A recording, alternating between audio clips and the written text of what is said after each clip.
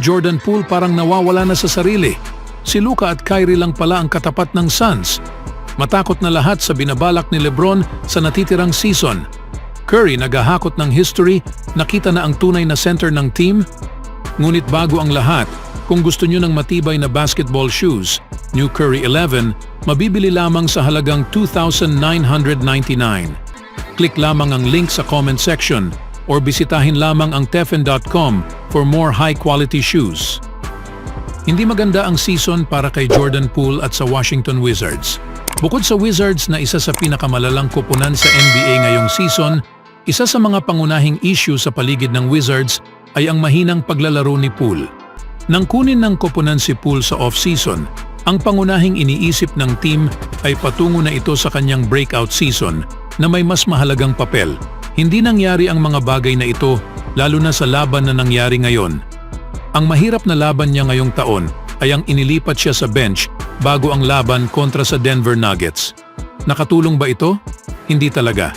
Nilibing ng Nuggets ang Wizards sa score na 130-110 at gumawa si Poole ng isang kakaibang inbounds play na isang instant shakti na full contender. He does. He right there waiting on us. 8 on the shot clock.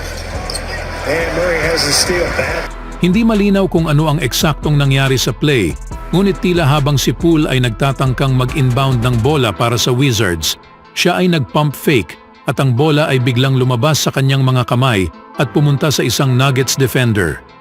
Anuman, ito ay tiyak na isang kandidato para sa shakti na full at marahil isa sa pinakakakaibang plays sa taon sa sisong ito.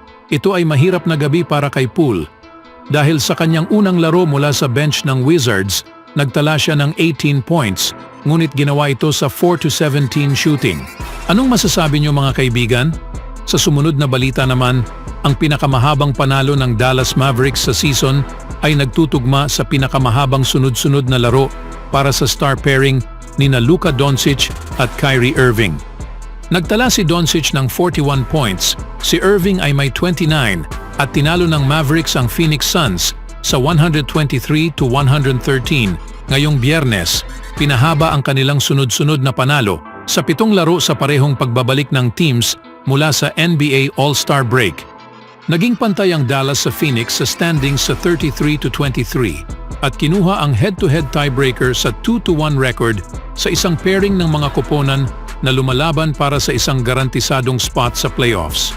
Nagkaroon si Doncic ng 11 assists at 9 na rebounds laban sa kapwa All-Stars na sina Devin Booker na nagtala ng 35 points at Kevin Durant na mayroong 23 points sa isang ordinary shooting para sa 14-time All-Star.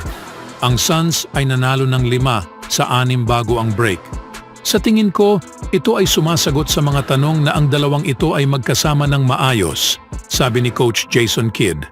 Sa tingin ko, ito ay nagpapakita muli ang aming kalusugan, ang aming enerhiya, lahat ay nasa isang positibong paraan ngayon. Sa tingin ko, ang mga players ay nag-i-enjoy.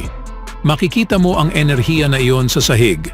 Si Irving, na nawala sa unang 2 laban, ay nagtala ng 13 points sa unang quarter at ibinalik ang double-digit lead sa simula sa ika-4 na quarter sa pamamagitan ng isang nifty behind-the-back dribble at spin move para sa isang layup.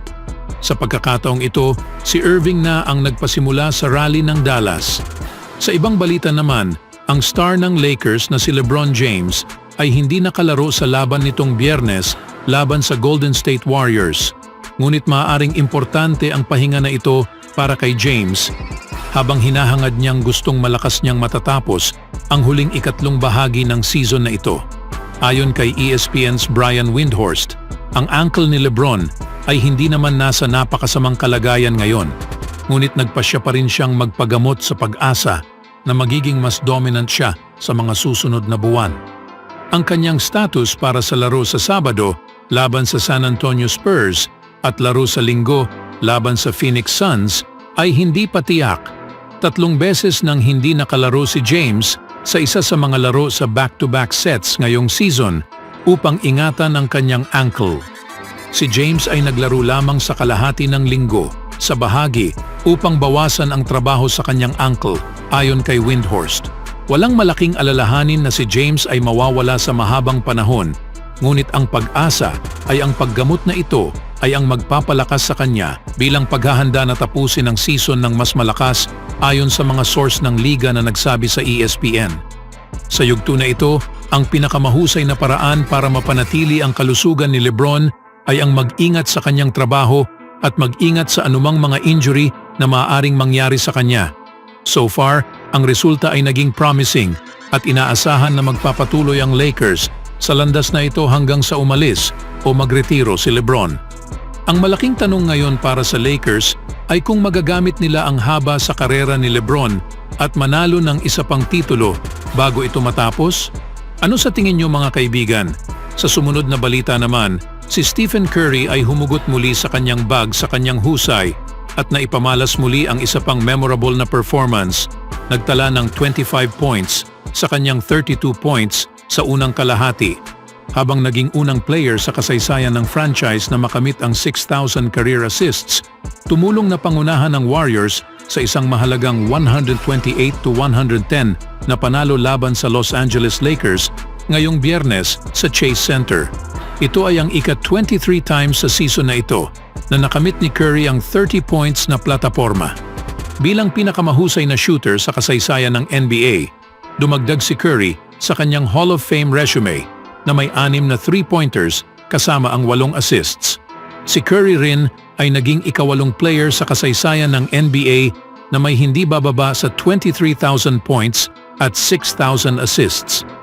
Sumali siya sa isang elite list na kinabibilangan ni LeBron James, Russell Westbrook, Kobe Bryant, James Harden, Oscar Robertson, Jerry West at John Havlicek.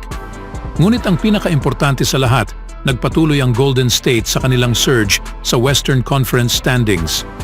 Sa 9 na panalo sa kanilang huling 11 laro, ang Warriors na may 28-26 ay lumapit na sa isang kalahating laro sa Lakers na hawak ang 30-27 para sa number 9 seed.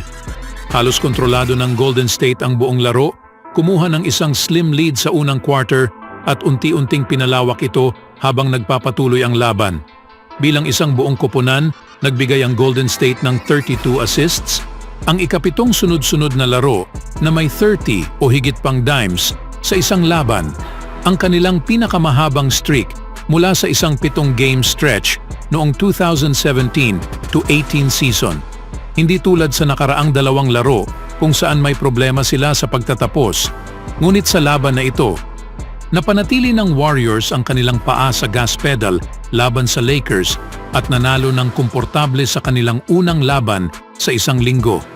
Ang Warriors ay walang sapat na oras para mag-enjoy sa tagumpay na ito dahil maglalaro sila laban sa Charlotte Hornets sa Chase Center sa Sabado. Pagkatapos ay day off sa linggo bago mag-host sa Denver Nuggets sa Lunes.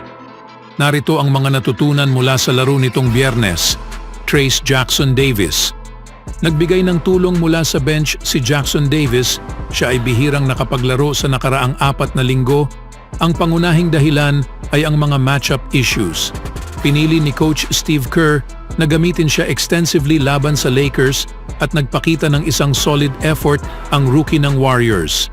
Pagkatapos hindi nakapaglaro sa buong unang quarter, inilabas si Jackson Davis mula sa bench at agad na nagpakita ng epekto, agresibong umatake sa bawat pagkakataon sa tuwing hinawakan niya ang bola.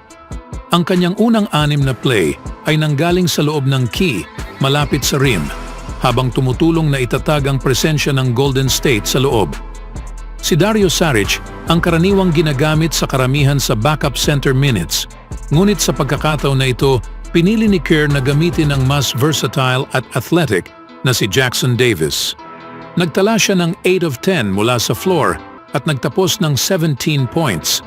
Ang mahabang Jackson Davis ay dinala ang Chase Center crowd sa kanyang mga paa sa isang two-handed stuff sa ika-4 na quarter. Ang Warriors ay karaniwang umaasenso kapag ilalagay si Green sa center, ngunit may ilang problema kapag siya ay nagpapahinga. Napatunayan ni Jackson Davis na siya ay maaaring maging isang factor kapag nangyayari ito, ngunit kailangan niyang gawin ito sa isang mas consistent na paraan upang magpatuloy na maging isang malaking bahagi sa rotations ni Kerr. Anong masasabi niyo mga kaibigan? Si Jackson Davis na nga ba ang sentro na hinahanap ng Warriors? Always do it on my own, so I gotta get through it. And the only thing I know is to love what I'm doing. Never give up, never slow, till I finally prove it. Never listen to the no's, I just wanna keep moving. Keep my head up when I act, head up, that's a fact. Never looking back, I'ma keep myself on track.